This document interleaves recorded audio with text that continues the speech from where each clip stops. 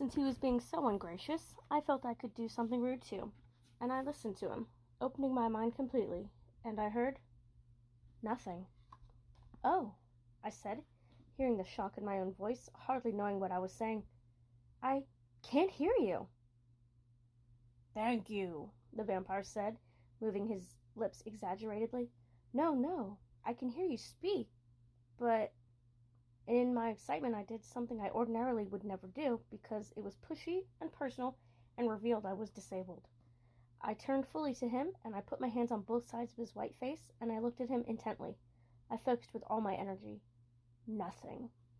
It was like having to listen to the radio all the time to stations you didn't get to select, and then suddenly tuning into a wavelength you couldn't receive. It was heaven. His eyes were getting wider and darker, though he was holding absolutely still. "Oh, excuse me," I said, with a gasp of embarrassment. I snatched my hands away and resumed staring at the parking lot. I began babbling about Mac and Denise, all the time thinking how marvelous it would be to have a companion I could not hear unless he chose to speak out loud. How beautiful his silence was. "So I figured I'd better come out here to see how you were," I concluded, and had no idea what I'd been saying. "You came out here to rescue me.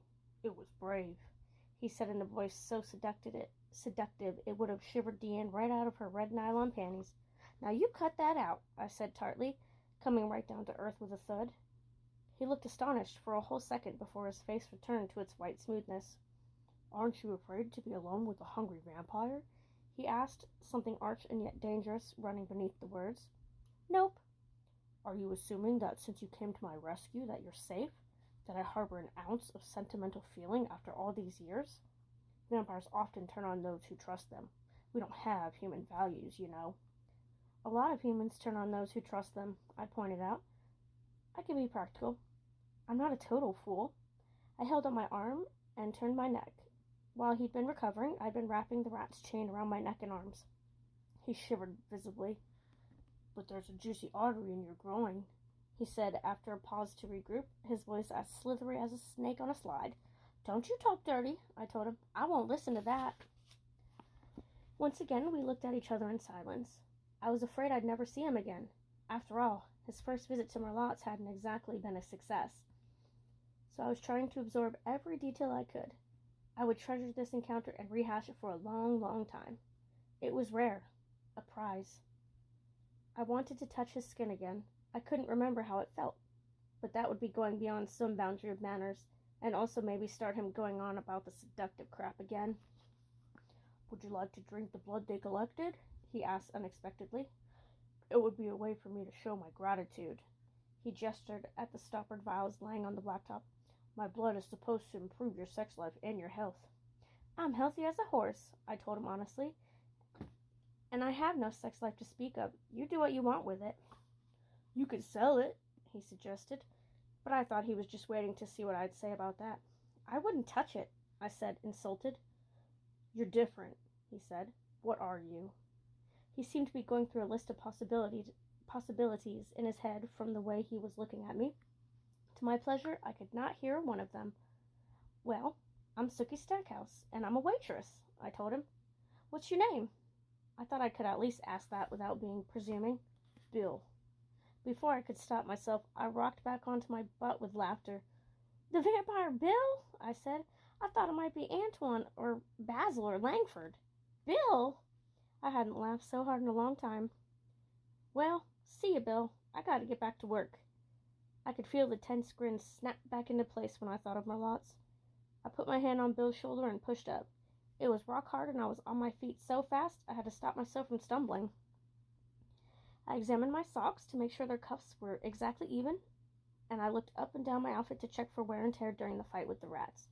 I dusted off my bottom since I'd been sitting on the dirty pavement and gave Bill a wave as I started off across the parking lot. It had been a stimulating evening, one with a lot of food for thought.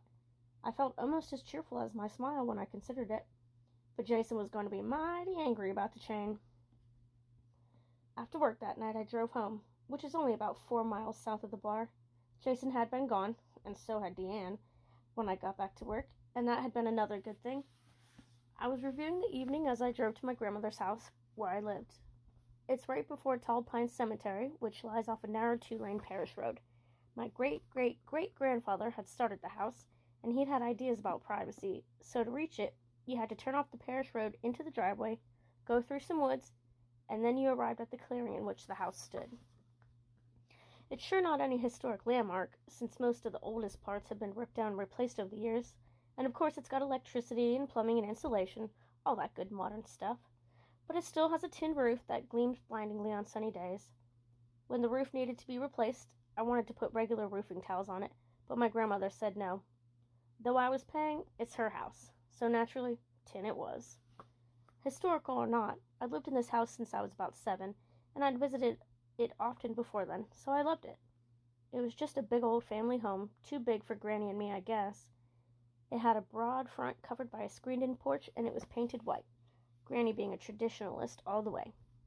I went through the big living room, strewn with battered furniture arranged to suit us, and down the hall to the first bedroom on the left, the biggest. Adele Hale Stackhouse, my grandmother, was propped up in her high bed, about 1,000,000 pillows patting her skinny shoulders.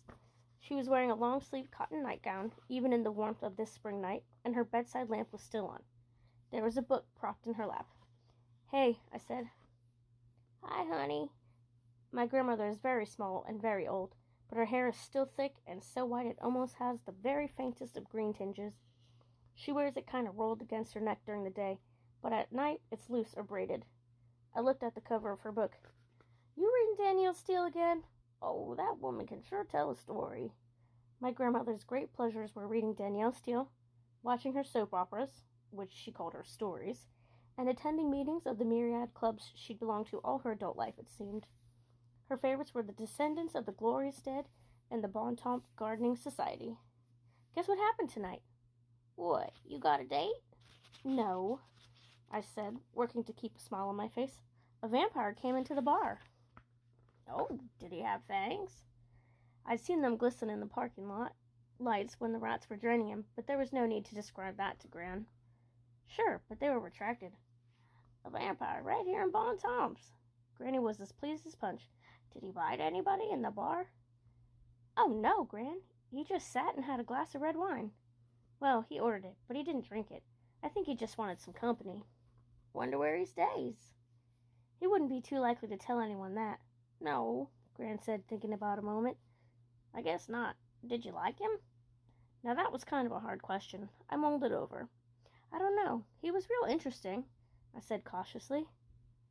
"I'd surely love to meet him." I wasn't surprised Gran said this, because she enjoyed new things almost as much as I did. She wasn't one of those reactionaries who decided that vampires were damned right off the bat. "But I better go to sleep now. I was just waiting for you to come home before I turned off my light." I bent over to give Gran a kiss and said, "Night-night."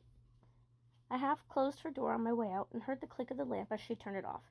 My cat, Tina, came from wherever she'd been sleeping to rub against my legs, and I picked her up and cuddled her for a while before putting her out for the night. I glanced at the clock. It was almost 2 o'clock, and my bed was calling me. My room was right across the hall from Gran's. When I first used this room, after my folks had died, Gran had moved my bedroom furniture from their house, so I'd feel more homey. And here it was still, the single bed and vanity and white-painted wood, the small chest of drawers. I turned on my own light and shut the door and began taking off my clothes. I had at least 5 pairs of black shorts and many, many white t-shirts, since those tended to get stained so easily. No telling how many pairs of white socks were rolled up in my drawer, so I didn't have to do the wash tonight. I was too tired for a shower. I did brush my teeth and wash the makeup off my face, slap on some moisturizer, and take the band out of my hair. I crawled into bed in my favorite Mickey Mouse sleep t-shirt, which came almost to my knees. I turned on my side, like I always do, and I relished the silence of the room. Almost everyone's brain is turned off in the wee hours of the night, and the vibrations are gone. The intrusions do not have to be repelled. With such peace, I only had time to think of the vampire's dark eyes, and then I fell into the deep sleep of exhaustion.